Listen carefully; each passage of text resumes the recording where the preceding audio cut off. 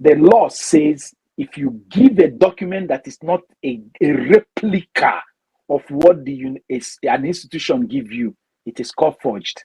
Chicago State University, you have been shown the copy of certificate given to INEC. Is it what you people issued? Period. And they are running to CBS. Doesn't that tell you that Chicago State University has already gotten rigged? They are rigged already. After all, the so-called person that signed the certificate joined the university in 1998, whereas the certificate we are talking about was issued in 1979. What kind of university is like that? When they say there is corruption everywhere. There's corruption in Chicago State University. That is what it is. That's why they are going to do image laundering in the court. Chicago State University is rigged. They are rigged. Why can't they call out their own? You are being told that a certificate that was given to a body in Nigeria was signed in 1979 by someone that you people hired in 1998, and you are still meandering. Who does a thing like that except a corrupt system? It's a corrupt system. I think we should just call it, I don't know if you've got any other thing, or we'll just call it a night today. Let everybody go rest for the weekend. I really have a question. And my question is that I'm just like wondering, why is it that this university, as in, why should this even happen in the United States?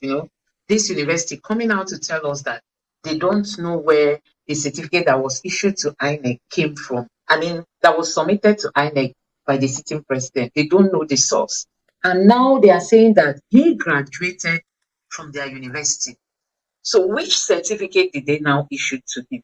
And why are they saying that it's only if he gives consent for them to release his documents, or if the court mandates them to do that? That's the only time they will do that. So you can imagine, my worry is, why should such a thing be coming out from the United States of America? Because for us, we do believe that, this democracy of a thing and corruption of a thing does not near place like the US.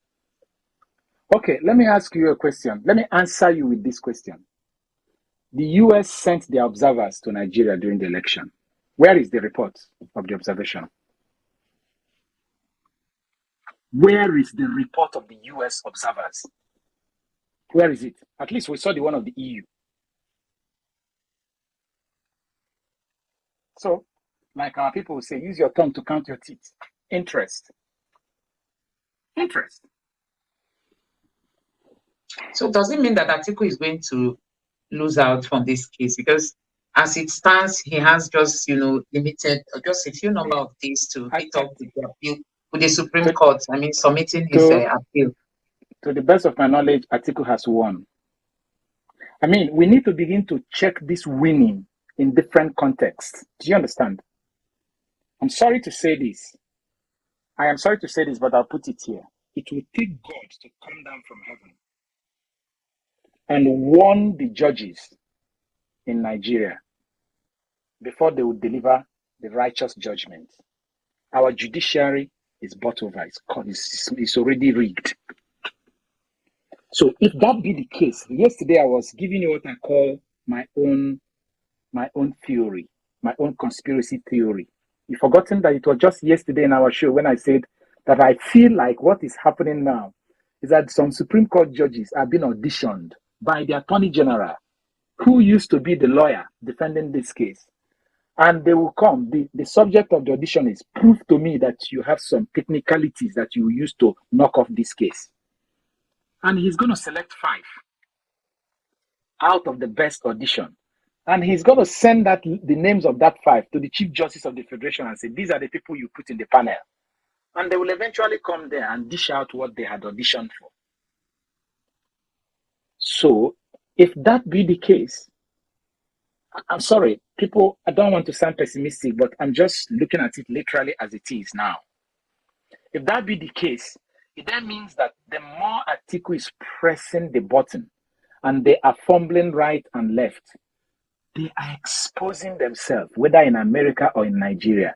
Nigerians are getting more aware of the stench, of the corruption, of the deceit we live in. Nigerians are being made more aware. And to whose credit? I said sometime this week that Peter Obi's 3-point agenda, which Nami give him the agenda, or he didn't say so, but I summarized his work into 3 points. That he has succeeded in 2. The third one is what we are pursuing. He has succeeded in waking up the youth. He has succeeded in exposing the stench in Nigerians to the youth. Whether he gets the mandate is the third one.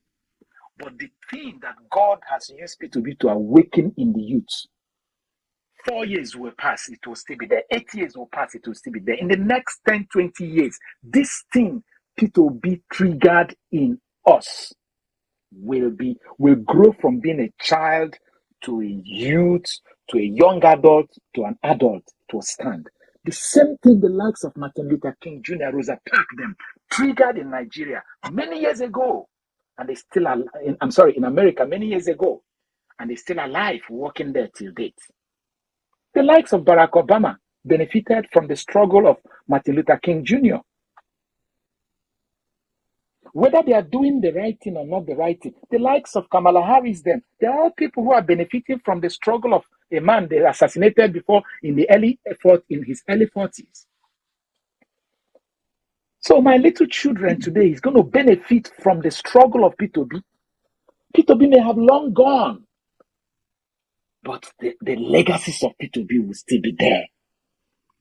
These current politicians that are torturing us, what legacies are they going to leave behind? What legacies?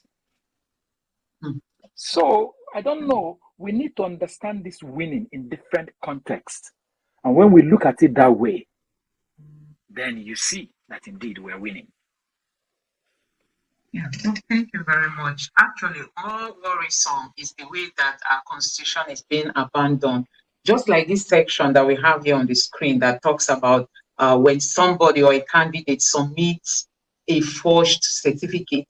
I don't even know if our judges looked at, these sections of the constitution before they ever came up with the ruling that they only kept making references to rulings that happens, far away, as in years back, without considering the latest electoral act that Nigerians fought for before the former president signed it. We all know he didn't even want to sign that electoral act, but people were like shouting, and he allowed his first tenure to come and go, and before he finally signed it, when he knew that he had succeeded entering his second term. And today we can see what happened at the tribunal. It appears they didn't even look at some of these sections, because if they had looked at things like this, I think we won't be where we are. They would have tried to find out if actually a forged certificate was submitted or not. But from the look of things, I don't really think they are paying attention to all this. And this is just like what you said. Peter Obi has helped us, to get us informed. We are getting to see all this because Peter Obi joined the race, and Nigerian youths want that change to happen. They want it to happen now. And that was why people were like, we need somebody that we can trust. And we all queued behind Peter Obi. Even if they ended up not giving him this presidency. But he has fought a very good fight, and they felt his impact